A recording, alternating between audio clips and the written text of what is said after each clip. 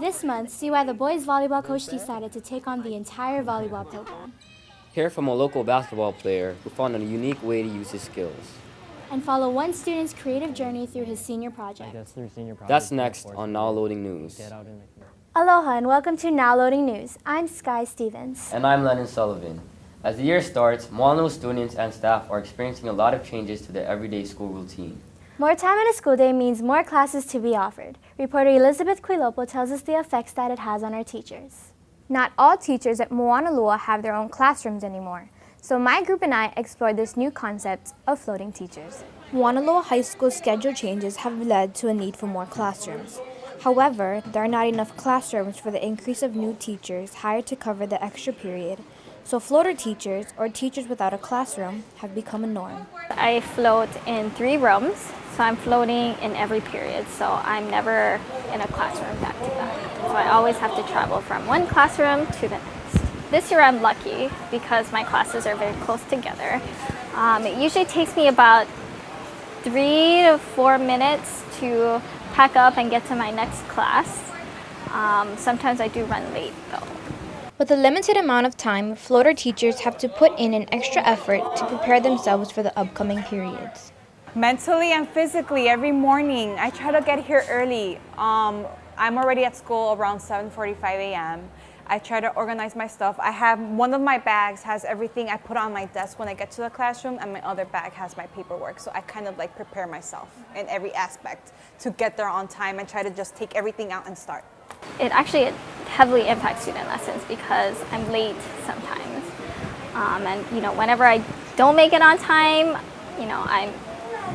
I guess my students can tell when I'm all flustered, and so because they sense that I'm flustered, they always act crazy. Many teachers get the advantage of having their own classrooms, but for the 20 floater teachers around campus, that's not the case. Do I feel that it's important to have a classroom? Yes, to maximize student and teacher interaction and instruction. I think it's extremely critical for each teacher to have their own classroom because environment affects, student learning. Well, each and everyone gets impact because if I am 1 minute late to one class, then I'm probably 2 minutes late to the other and so on. It's very important because I feel students cannot benefit as a whole on my Spanish class. I do have my base room, which is my tutorial room, but I have to share with another teacher, so I have to be kind of quiet, not too loud, so the other students don't get disturbed. It's pretty easy. No, sorry, I'm lying. It's really hard. Why? Because I get trampled by 300 students daily. So I'm trying to walk from one classroom to the other. All the kids are trying to go quickly to their class, not be late for that passing bell before it rings. So I get trampled in the process because the majority of you are bigger than me. Despite their disadvantage, floating teachers continue to work hard and provide the best education for students here at Moanalo High School. Elizabeth Quilopo, Now Loading News. Ending school later often means ending sports practice later. And for our next story, I found out how this is affecting teachers as well as students. Nice set, nice attack. After the resignation of Tommy Lake as head coach of the Moanalo High School girls volleyball team, Alan Combating, a longtime science teacher at Moanalo, applied for the open position. Coach Tommy was a long-time coach for the girls program, decided to step down last year. I thought it was a great opportunity for me to transition into it. And so when the opening came up, I applied for the position, interviewed for it, and got the position. I was quite impressed at how dynamic the hitters are here at Mauna Loa, both in the guys and the girls program. And I thought it would be a great thing if the program would just go under one umbrella, and they would all be doing the same thing, whether they were girls or whether they were guys. As Mr. Combating takes on his new position, he hopes to instill the same values and expectations that he has brought to the boys volleyball program, as he will be entering his 4th season as boys head coach in the spring. With the boys program, it's going to be similar to the girls, but like coaching a boys team and a girls team is very different. and so different strategies, different tactics come into play. And what we're using is what the national team is using in terms of philosophies, in terms of technique. So, we're definitely, it's something that they look forward to. When the U.S. women's national team came, we all went to go see it, and they kind of saw just how, where I would like them to be in terms of how they play the game. The team this year is a lot more disciplined, a lot more focused and driven, which is a change for Moanalua volleyball. Like they're more close together and more happy to be around each other, so I think that's really good. Coach Allen's playbook has made Moanalua's volleyball team inspired and wanting to become better on and off the court. He's a teacher, a mentor, someone like I can go to for homework help or personal problems, and then on the court he's obviously this coach and like this disciplinary source. Every day of practice he brings up little motivational quotes, and like he never loses sight or like gives up on us no matter what. If we're slacking, then he'll find a way to bring us back up and motivate us to do even better. And then every day is just constant progress with us or with the girls.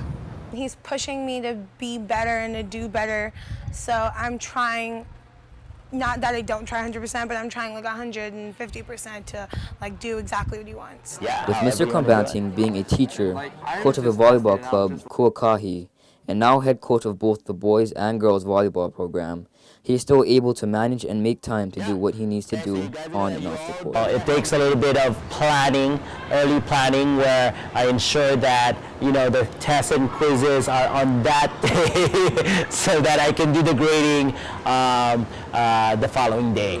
Or once they know the routine. So once everybody knows the routine, it becomes easier to deal with. Once you establish a program, I think what many people don't know is that, I think I've always, I've always seen it where, the great coaches always have this really good support behind them. The boys program previously making it to the OIA Championships and state tournament 3 years in a row, Coach Allen is now determined to have the same success and results with the girls team. They're going to be really, really good by the season's end, and we're state championship match and eyeing for that state championship. Yeah. I feel like as long as we're giving as much as he's giving, that we can totally go to the championship this year. Lennon Sullivan, Now Loading News. Here we go. Hey. Sky, sports seems to play a big role, not just here at Moanalua, but throughout our entire state. That's right. And reporter Christian Casinas knows more about basketball. Christian? Basketball is a sport that requires agility, quick thinking, and motivation. My team and I found one local basketball player that uses all of that in an original way. Basketball is known to be a competitive team sport. However, Kalani Ahmad has figured out a way to make it a one-man show. In 4th grade, we get to play in the basketball court, so that was the cool thing. Everyone wanted to shoot, and I was like, I want to be cool too. So I was actually an only child. So I pretty much always practiced by myself. Since then, I was like, I was addicted. I wanted to do more tricks and entertain people and do all the flashy stuff versus playing real basketball. Not many people like his approach to the game. He was often doubted because his style of basketball was different from others. I was bullied, teased, and made fun of just because I was just doing something different. Like the people I look up to, they told me that doing basketball tricks was a waste of my time. They make fun of me, tell me I'm a circus act, make jokes. Even my family members and my friends, it was pretty much almost everybody. Even with all the doubt and criticism, Kalani managed to rebound and reach for his goal. Doing basketball tricks and entertaining people, making people smile and laugh, it made me feel a lot better. I didn't know how good I was. I didn't know my potential, so I figured if I submitted a YouTube video to America's Got Talent, and I'll put full effort and make it into a business. He did start doing a lot more tricks, getting better at it, and like watching like the N1 videos, and I kind of saw that he was trying to do something with it. As luck would have it, Kalani was able to make it on America's Got Talent to show the world what he had to offer. Before the show, like, there's not a lot of opportunities for my talent in Hawaii, so I had no experience, and I was growing up as a shy kid. I was super nervous being in front of the judges and in front of 2 billion people, but it was a great experience. And after that show, I think I'm not that shy anymore. I met a lot of great friends and saw a lot of great opportunities for my talent, and I felt more appreciated than ever. And all the people that bullied me actually shook my hand and congratulated me, which was weird. The more he puts effort into it, the better he can become. You just got to keep working on it, keep getting focused. I'm proud of him for following his dreams. After experiencing national attention, he was able to share his talent with more than just his friends and family. Our community for basketball tricks isn't big, but if I bring it to the world and expose it a lot harder, I want to get those basketball freestylers actually jobs, and I want to create job opportunities for them. I want to take my talent to its fullest. I want to do basketball tricks and reach its limits. I want to teach it, and I want the world to appreciate it. Kalani will continue to block the negativity out and shoot to the top.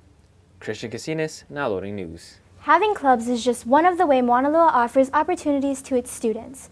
A lot can be found in the classes that are offered. We go to reporter Adara Panetta for more. My team and I talked to Dustin Pelea, a 17-year-old student who's pursuing his love for science for his senior project. Senior project requires students to have a community impact, and for Dustin, his project can impact the entire scientific community. That was awesome, yeah.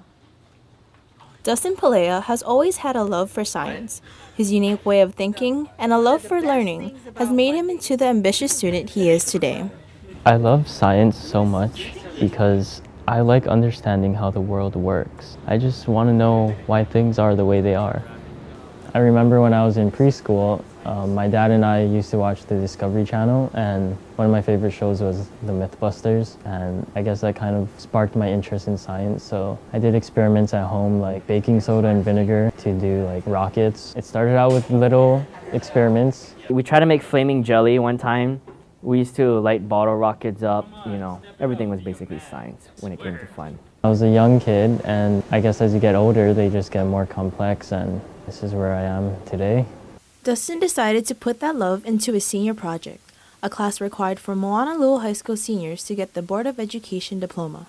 The whole purpose of Senior Project is to get the students to stretch and challenge themselves and do something different. His project is really new, it's cutting edge, it's not what a typical project is. Dustin was able to work with the University of Hawaii in testing out graphene, a material discovered in 2004 that is opening new doors to sustainable technology. I want to be able to use science to change the world in a better way. Our goal is to find more applications for graphene, just use it in a way that it hasn't been used in before.